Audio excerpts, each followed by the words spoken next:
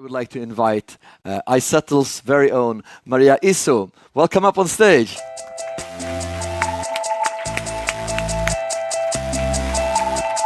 Very welcome. Stage is yours. Thank you.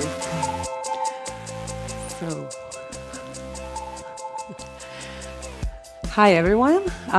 As Ola just announced, my name is Maria Izzo. I am the lead of iZettle's automation team, and I'm here to tell you a story about how we successfully implemented a CRM system, getting rid of a legacy version of it, actually of two legacy versions of it, to get to a new one that brings us to a different level of customer experience. And the customer experience I would like to talk about today is, since, well, I'm really humbled about being here because I've been preceded by two very big ladies of customer excellence, and they've been speaking a lot about end customers, and what I would like to focus on today is instead internal customers. So how do you make your end customers succeed without making sure that your internal customers, so your colleagues, actually do their job the best way possible? Well, that's what I'm here to talk about. So first of all, I don't know how many of you don't know iZettle. It seems like it's a pretty big brand, especially here in Scandinavia, but our mission is to help small businesses succeed in a world of giants, which is kind of funny, considering that we have recently been bought by a pretty big giant, which is PayPal.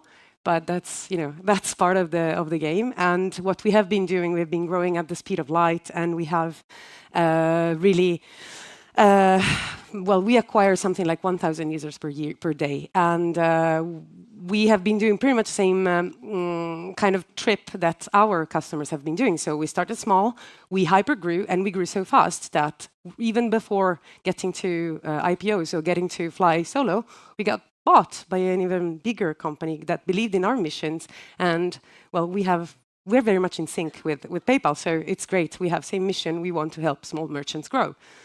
So there was a quick background on iZettle, but what brought us to re-implement CRM legacy systems? Well, we needed change. So in 2016, iZettle acquires a company called Intelligent Boss, based in Edinburgh, so in Scotland. And well, we had the CRM solution. They had the same CRM solution, but they were implemented in two different ways. The Stockholm one was covering more the support part. The Edinburgh one was covering more the sales part, but yet there was no interaction between the two CRM systems. So the need behind this change was to unify processes. We wanted to be able, and I'll show it in this slide, we wanted to be able to capture every single moment of the lifetime of a customer, from when they were suspects all the way down to advocacy.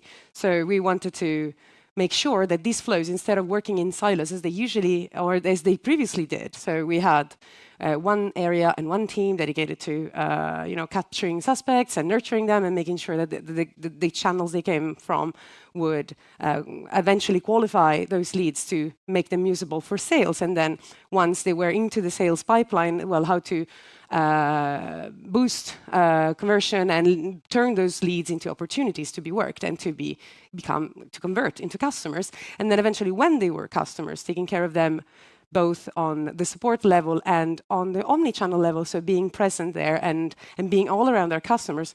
And we could do all of this by re-implementing this CRM system that is, well, the co-host of this event. It's Salesforce, it's no mystery. We did this by making sure that these flows were all integrated. So from the moment a potential suspect hangs around our website, all the way down, they become our best customers, we're always there.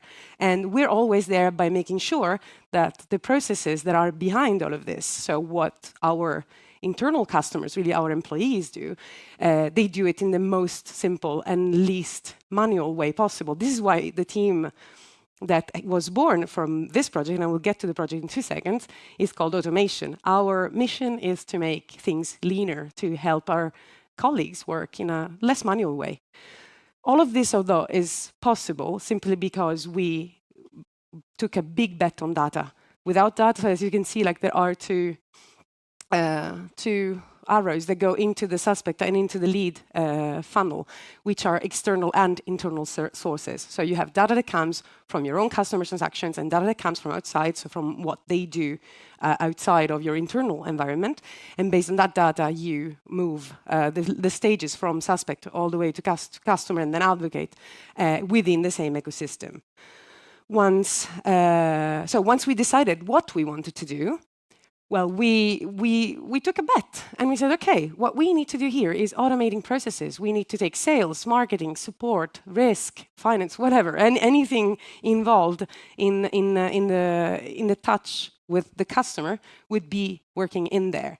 And so we started with a company bet. We started with a program which was called Automation Program, and which eventually turned into a team. So the timeline was really brief. We managed to actually take these two legacy systems and merge them into a single one in less than 6 months.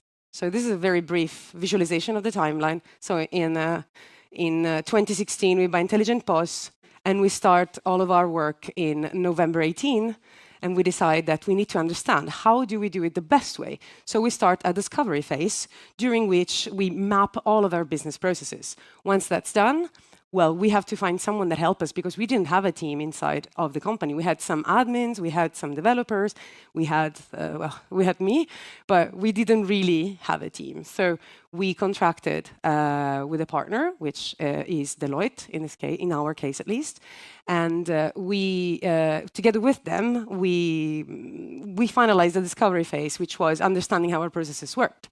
And then in January, so we waited for Christmas, and then in January we kicked it off. So we basically took a lot of stakeholders all across the company. So consider iZettle operates in 12 countries, and 2 of these countries are in South America. So we took different people from different teams in different locations to understand how they worked, because it's not said that sales in Sweden works the same way as sales in Spain or sales in Brazil or whatnot. So once that was done, we gathered all of these stakeholders. We decided all together how we wanted to act and how we wanted to customize this CRM for them. And then we started in February 19 the refactoring, meaning that we got rid of the 2 older instances. We put them into one, and well, we started customizing it according to the new processes that we wanted to implement. And one big thing we really took care of was making sure that instead of bending the processes to the tool's capacity, we did exactly the opposite. So we made sure that the tool was customized based on our needs and our processes. So then the month after, March 19, we finalized the implementation work. So the new instance was ready, and then it was all about launching and bringing all of the internal customers in. That was fun. It took us a whole weekend nonstop to make sure that we migrated all of the main data that was supposed to be there, so that our colleagues the day after, the Monday after, could work. And that actually worked. And from April the 9th on, we now have a team made of these beautiful people here. It's called Automation. There is unfortunately no picture on the last one because he's coming soon. He's joining us in December. But it's a very small team, but we are trying to make the best out of our skill set. And our mission, as I was saying before, is to make our colleagues' lives easier. So contributing to scalable growth by making sure that all iZettlers can work without too much manual work and focusing on what they are good at doing instead of doing things that they shouldn't be doing in their daily work. And as you can see from the flags, we have people from pretty much everywhere: Italy, France, Scotland, the Netherlands, Australia, India, and whatnot. So this is what's born out of a project that was initially a bet, just a simple bet.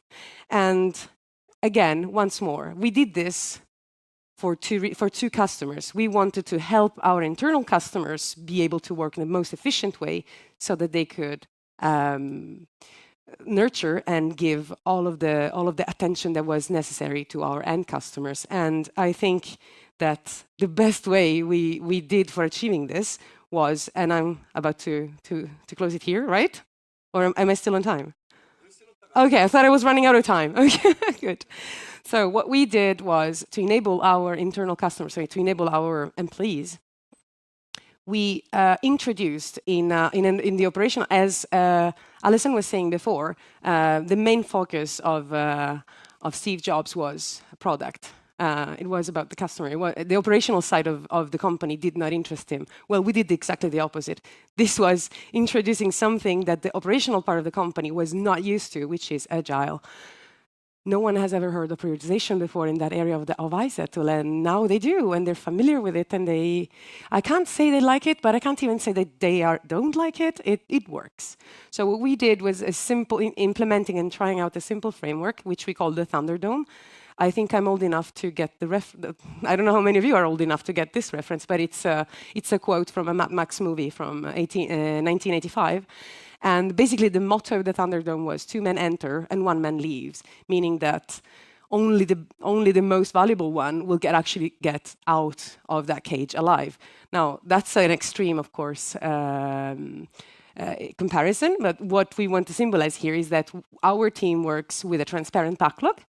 Our stakeholders send us their user stories, and they're all there, and stakeholders are the ones that actually make the priority. We put them together in one room, and we let them fight for priority. So as long as they are able to motivate and to explain what is the most important thing, not only for their team, but for iZettle as a whole, that story will go on. If there is no way of proving that, we'll keep it there until they find more information to give us to start working.